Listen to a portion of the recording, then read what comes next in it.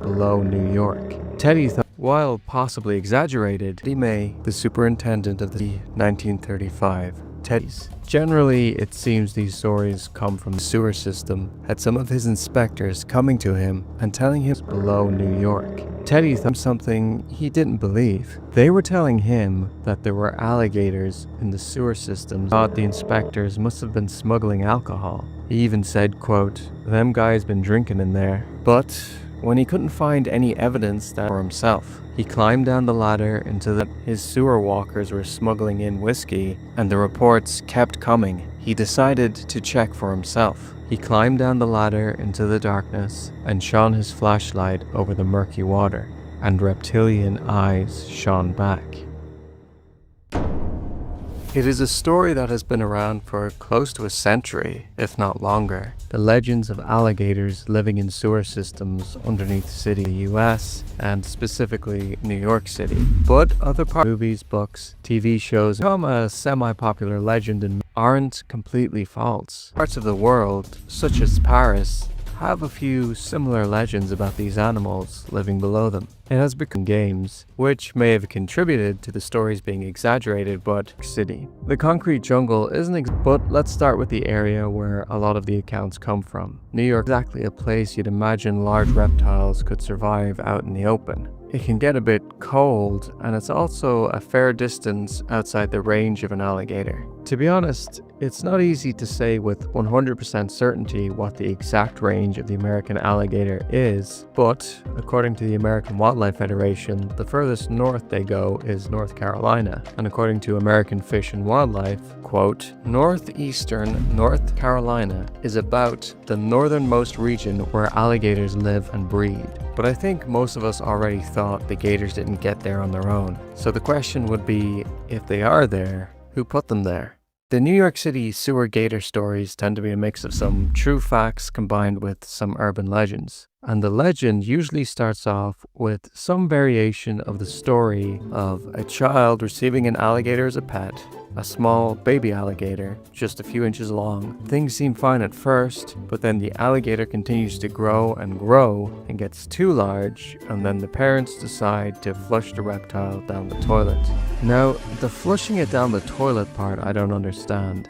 Even a small baby seems like it could easily get clogged in the pipes, and the story usually goes when it got too big. How big? I don't know, but would people look at a pet and think, it's too big, the easiest thing to do now is flush it? Would be an awkward call to the plumber. However, the pet part. It's true that people could purchase alligators as pets. Tourists visiting regions further south and buying a baby gator from a farm and bringing it home, but you didn't even have to travel. Baby gators were shipped around the country. If you've seen my video on the gator farm from 1907, there's even a photo of women sorting baby alligators into boxes, apparently to get posted off. Even today, you can still order a baby alligator online and have it shipped to you in the US, though laws vary according to state, and New York has pretty strict laws. Article 161 under the section Wild and Other Prohibited Animals, the list states, quote, "All members of order Crocodilia, including but not limited to alligator, caiman, and crocodile." The law even bans the ownership of tarantulas for some reason. But just because something is illegal doesn't mean people won't do it. Also, with a permit for something like a zoo, people could have alligators. But even in the past, while laws were more lax and people had more alligators, how did they end up in the sewers? Well, probably not from toilets, but perhaps other ways. According to the 1959 book, The World Beneath the City by Robert Daly, the author suspects that alligators were thrown down a manhole while the child wasn't watching. The World Beneath is actually the same book that first published a story about Superintendent Teddy May climbing down and seeing all the alligators in the sewer. Let's go back to that story actually. What exactly did he see? Well, in chapter 17, titled Alligators in the Sewers, it states, his own flashlight had spotted alligators whose length on the average was about 2 feet, and the colony appeared to have settled under the very streets of the busiest city in the world. What happened with this colony? Well, they got rid of them, shot some, poisoned others, and killed them in other ways. But here's the midpoint twist in the video. Is this a true story? Well, I would say it's probably at least somewhat true, though maybe not entirely. While Teddy does seem to have worked in the sewer systems, there seems to be speculation over whether or not he was a superintendent. And the author of The World Beneath the City seemed a little skeptical about some things Teddy told him. In an interview Daly gave to the New York Times, he said he still believed that Mr. May was telling the truth, even if the numbers could have been exaggerated. And besides, he said, quote, "It made a terrific story. How could you turn it down?" I think the size of 2 feet in length is perfectly reasonable. That part of the story doesn't sound exaggerated. But the colony part, I'm not so sure. This book, and specifically this chapter, is often credited in making the legend. But there are even earlier accounts than this one.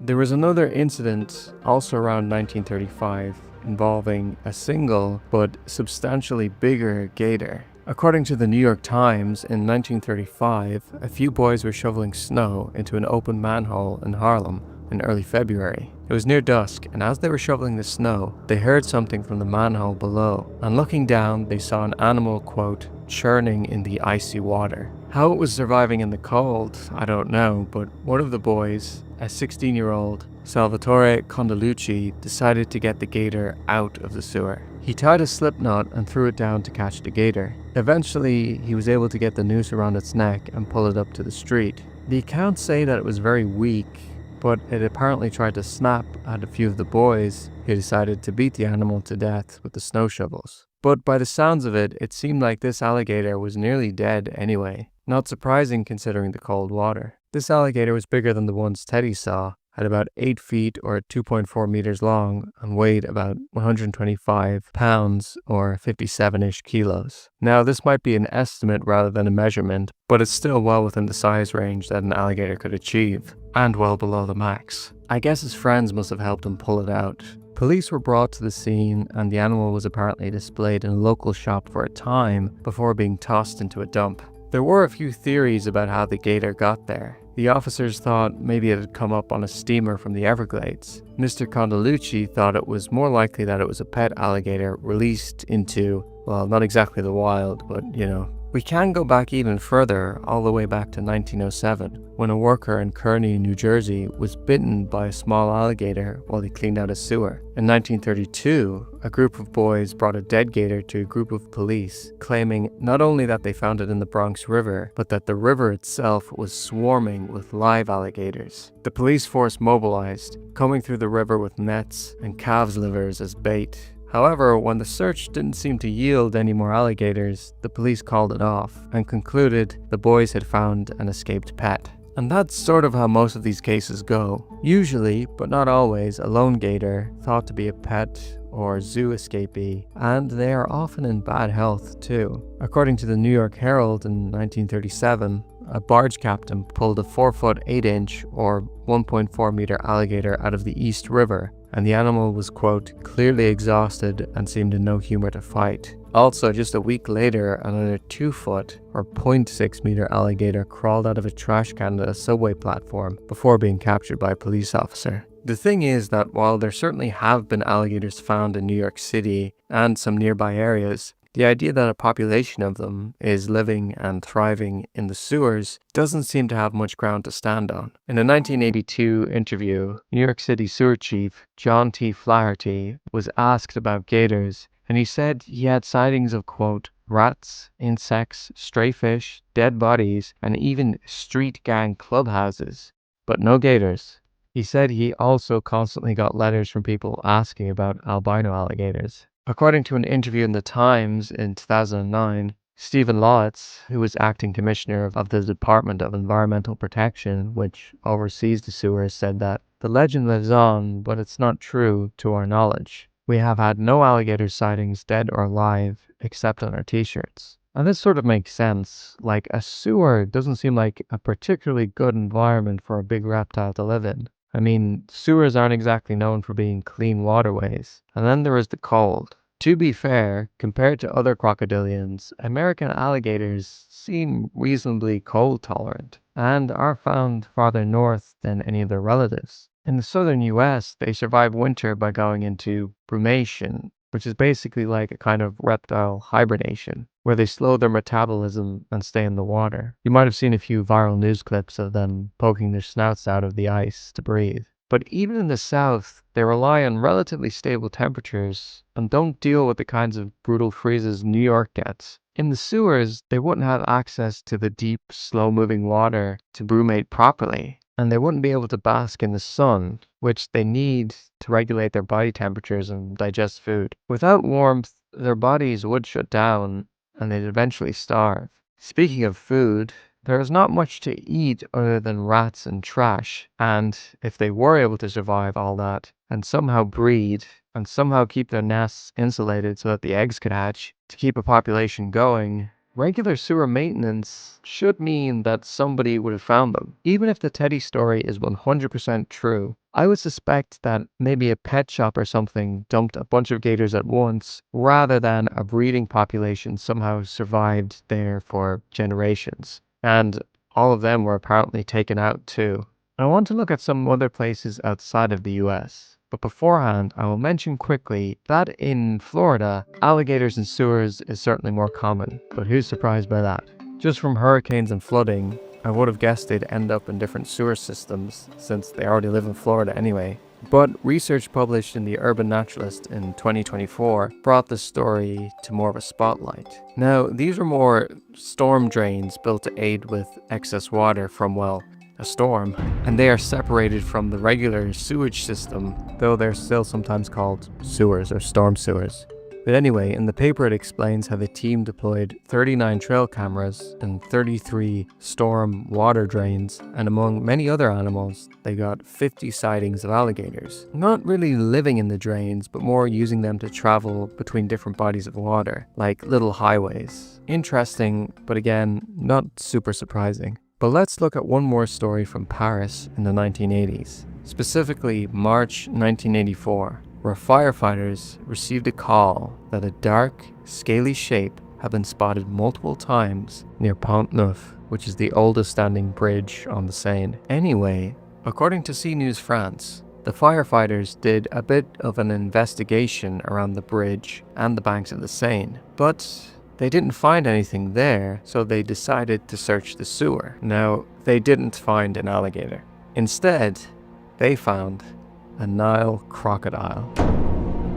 Nile crocodiles can get pretty big, but this crocodile, which turned out to be female, was under a meter long, so roughly 3 feet. She was captured and brought to a veterinarian who said she was about 2 years old and in surprisingly good health, and apparently had been living mostly off of rats. She was then transferred to an aquarium where her enclosure was designed to look like a sewer. She grew to about 3 meters, a little under 10 feet, and weighed about 200 kilos, or approximately 440 pounds. She lived there until her death in 2022. The article doesn't say how she got to Paris, but I imagine people were involved. The thing about these accounts is that, while they're fascinating, they would be even more interesting if there really were a population of massive Nile crocodiles lurking beneath the streets of Paris, or a colony of mutant alligators in New York sewers. But in reality, they're more like one-off incidents that pop up throughout history. I'm sure we'll see more reports of odd crocodilians showing up outside of their native range in the future,